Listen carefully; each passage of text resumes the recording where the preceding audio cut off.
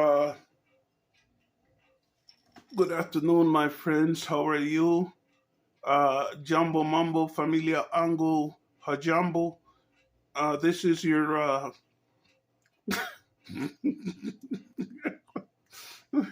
the world's worst grandpa, Eli, from the channel Eli-Ben-Eli, and Eli stands for son of Eli. Okay, which means that I take full responsibility for who I am. I don't blame parents. I don't blame society. I am Eli, the son of Beli, and the son of Eli, the child is the father of the man, and it is what it is. Anyway, I'm very happy on this Thursday afternoon for a lot of reasons, some of which I can't go into, but you know, uh, my favorite channel, Joint Hand Green Light Trees, has just started a video in Karugi or Karbori or Kabarugi County in I forget, it's Maguri County, and it's promising to be very, very interesting. They're doing something called building a food forest, and it's something that really fascinates me. There's a saying that goes, "You can teach a man how to fish. Oh, you can feed a man a fish, or you can teach him how to fish." Everything that our channel does, especially about planting food forests, you know, is fascinating because it's teaching people how to eat. You know, with all due respect to Kenyans, uh, having a love for ugali and some sakuma wiki is good, but you have to have greater food varieties for your greens and proteins, and this is one of the things they eat. I know that to a large extent, it seems that a lot of Kenyans are fruitarians. Or at least some Kenyans are fruitarians. They eat a lot of fruits for breakfast, and that's good. But it's always good to have a greater variety of food sources. Anyway, folks, my channel is up to 331 subscribers. I'm happy with that. Please, let's make it greater later by subscribing and urging others to subscribe, share my videos, comment on my videos. Do whatever you can to help your old grandpa Eli to build his channel. You know, my favorite preacher, my favorite pastor, Pastor Boxman, after several weeks of being away, has posted a new video, and he says some things in it that's fascinating. I'm Lambraska Lambruski Lema Lema Lema Lema Lema Lema Lema Lema Lema. And I think he sings a couple of hymns. Oh, Lambruski, I don't know. I like him. He's a good. I like his videos. But anyway, I saw something today that made me want to laugh a great deal, and that is that suddenly Dee Mwangu, who had decided that her brother Davy was a leper when he returned to the village, suddenly she loves him. So this woman was basically treating him literally like if he had leprosy. Now he's in all of her videos, and why is this? Is it because of the generosity uh, in her heart? Is it because she's he's reawakened new sisterly, you know, uh, uh, love in his? No, no, no, no, no, no, no. Do you remember a character in the Bible called Jehu? Jehu was a chariot driver. Suddenly, Dee has discovered that she has a new Jehu with a car, that once I think that Davy has found a magical way of transforming goat and cattle urine into gasoline because, he's driving around. He never, I've heard a lot of the other channels talk about this. He never will let you see the outside of the car. He only shows the inside of the car. Why is it? Because it's banged up and it is rusty on the outside. This is an old car. When it isn't leaking oil, when the battery can hold a certain charge, and he can drive it. People in the village run away as they see the car coming. Why? They're afraid that if they touch that car, they're going to get tetanus. It's so rusty and dinged up. But anyway, suddenly he has discovered that he is much loved by his family. Or is it that he's become the family chauffeur? If you are familiar with a certain class of wealthy Westerners, they refer to a driver as a Jehu. Okay, suddenly he's become the family's Jehu. He's driving mom here, he's driving mom there, and I promise you something. If Marwa soon returns to the village, suddenly he will discover that he loves Davy. Why?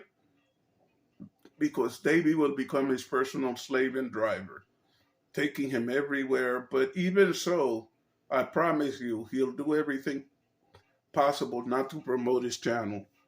Uh, you know, Once again, I say what I was saying the other day.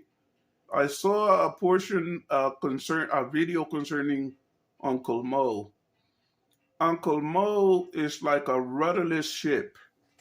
He has no direction. He has no idea what he's doing.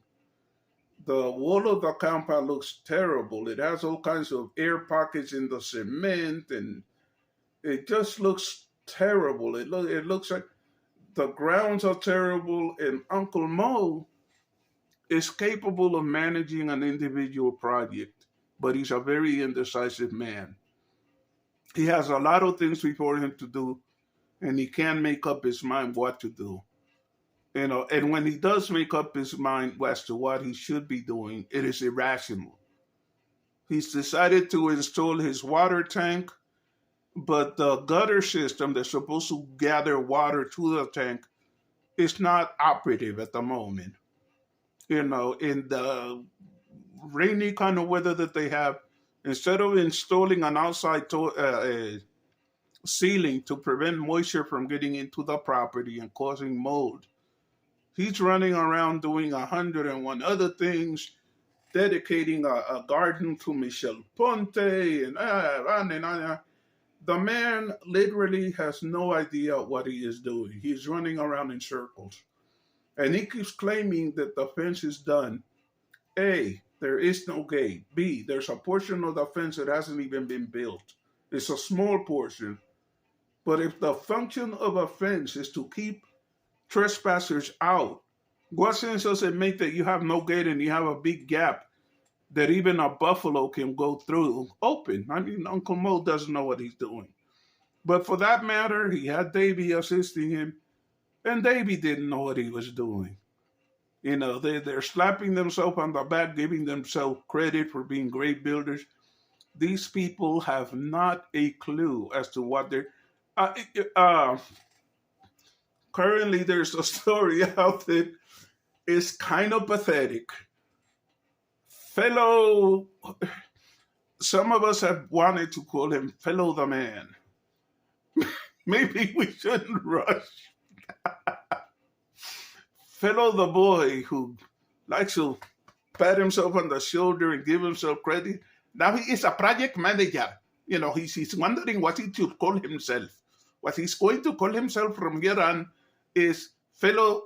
I believe that at one point he said that he is going to call himself Felo the boss. Felo the boss, you are not Felo the man. You are not Felo the boy, even. You are Felo the incompetent. Some building that he put up simply collapsed.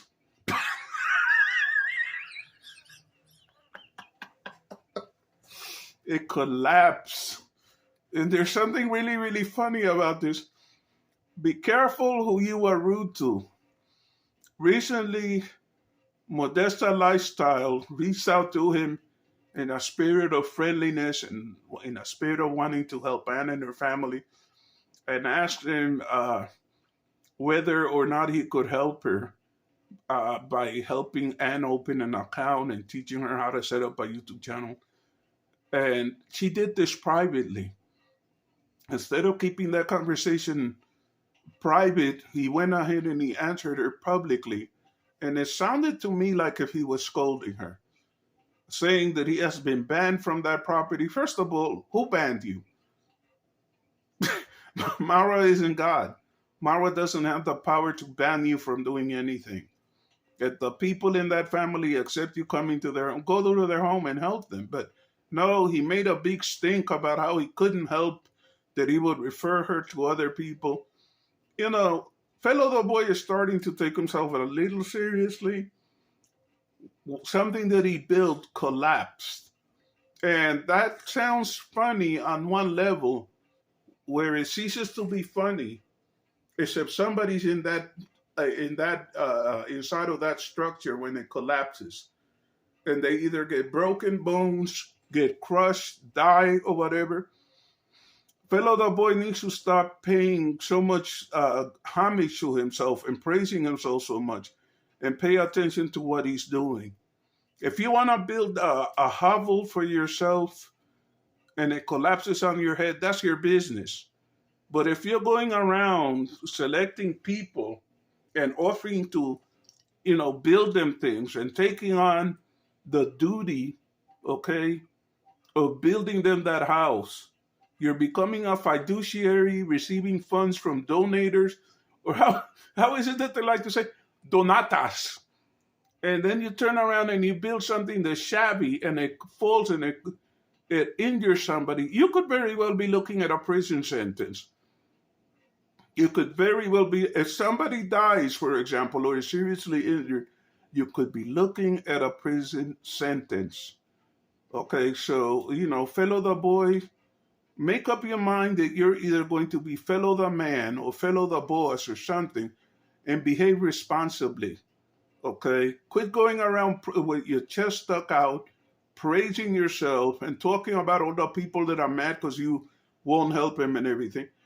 Apparently, fellow, you are doing sloppy work, and you need to reconsider what it is that you're doing. The other thing that I wanted to talk about is that D Mongo posted a video where the great Coco girl has returned to the Navajo village. Incidentally, so has Anne.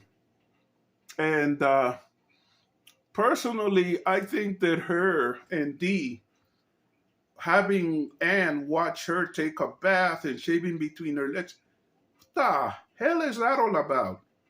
That's really, really strange as far as I'm concerned. Think about it. What woman would invite a teenage girl to watch her bathe and shave her legs and all of this nonsense, and then keep walking all over the place with that girl?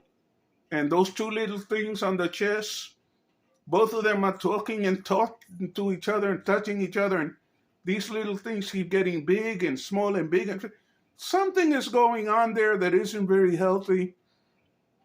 And I find it very interesting that she chooses to come back to that village right at the time that Anne is coming back to the village.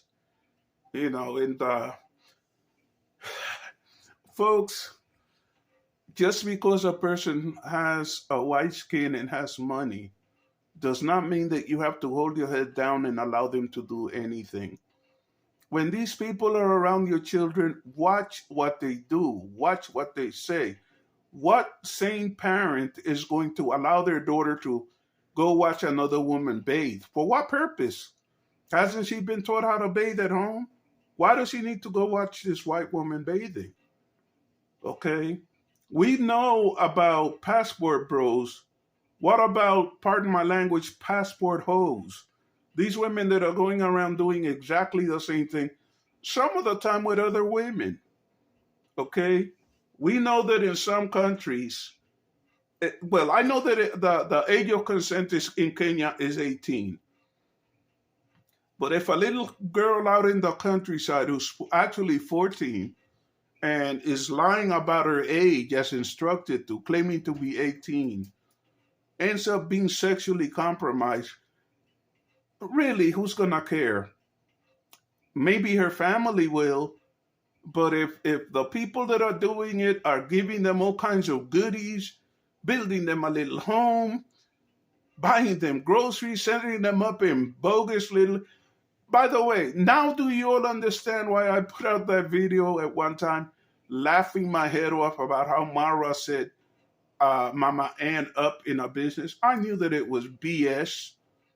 I knew then that it was BS. I knew that it was. When I was a teenager, my father was in the grocery business, and I used to work closely by him. You don't take a bunch of groceries that you bought at a retail establishment and throw them on a patio or porch and say, "Oh, now you're in business." That is so incredibly foolish. I knew that this was gonna go nowhere. And by the way, let me say something. The business with Baba Baba Ann, and people keep talking about how he drinks and drinks and blah blah blah blah. And I've heard people make other disparaging remarks about people in Kenya that drink. Let me explain something to you. First of all, alcoholism is an incurable disease. That's number one. But there are programs that help people with the drinking, and it helps them to stop drinking. There's a program called AA. The 12 Steps of AA has helped many a person who, at one point or the other, had a drinking problem stop drinking. Okay, you want to know what the problem with AA is and why you don't find any corporation pushing it? The program of AA works like this: people who have been drunk and who have recovered because of AA all get together, have a meeting, and they talk to each other. They share their experience, strength, and hope. And to pay the expenses of the hole where they're at, they pass a basket and everybody puts in a little bit of money. Unless you have a thief, nobody makes money out of AA. But guess what?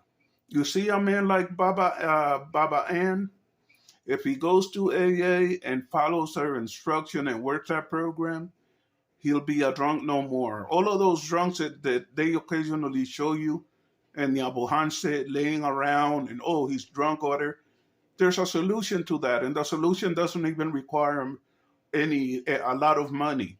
All that you need to do is, how I would handle the AA village in a place like that, find a tree somewhere in public that's accessible to everybody and spread the word among people who are drinking. Hey, listen, if you want to stop drinking, come in for 1 hour every day and sit with us and listen to us. And at one point, you may want to talk or whatever.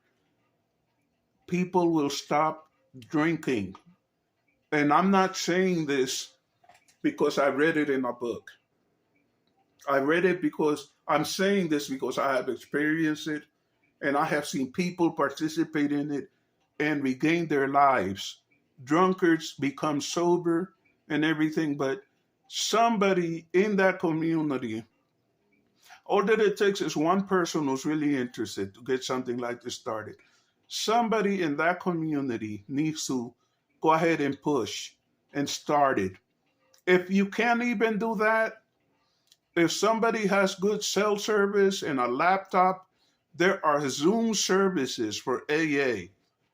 And again, you're not required to pay a penny, but these recovery programs work.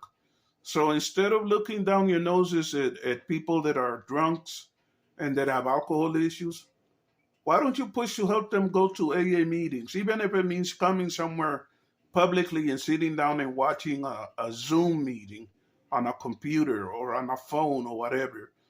You know, I know that a lot of people probably won't be very happy with that. Why will they not be very happy with it? Well, suddenly they won't be able to find drunk landowners and swindle them out of their homes.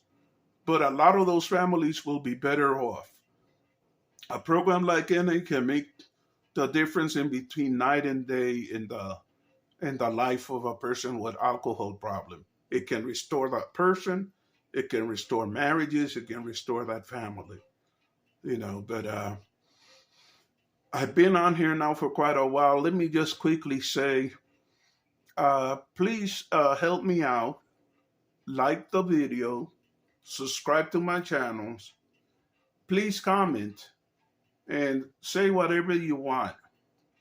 I'm not trying to, they're control freaks that don't want you to, oh, don't say this, don't say that. Look, dialogue with me. I don't care what you have to say. I don't care whether it's negative or positive. The thing that you say to me that might be negative might be exactly what I need to hear. Okay? I listen to everybody. So please assist me. Please go ahead and subscribe to the channel. And please support Join Hand Green Life Trees.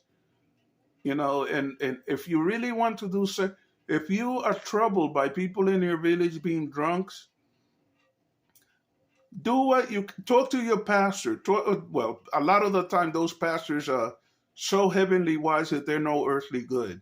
But talk to somebody who might be able to help and get an AA meeting started.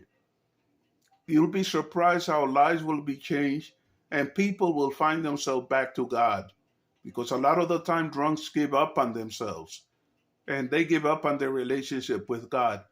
One of the wonderful things that AA does is it restores a person's relationship to his God. But even so, thank you very much. Have a wonderful evening. This is a point in the week at which you can begin to say Shabbat Shalom. So Shabbat Shalom to each and every one of you. Thank you. Goodbye.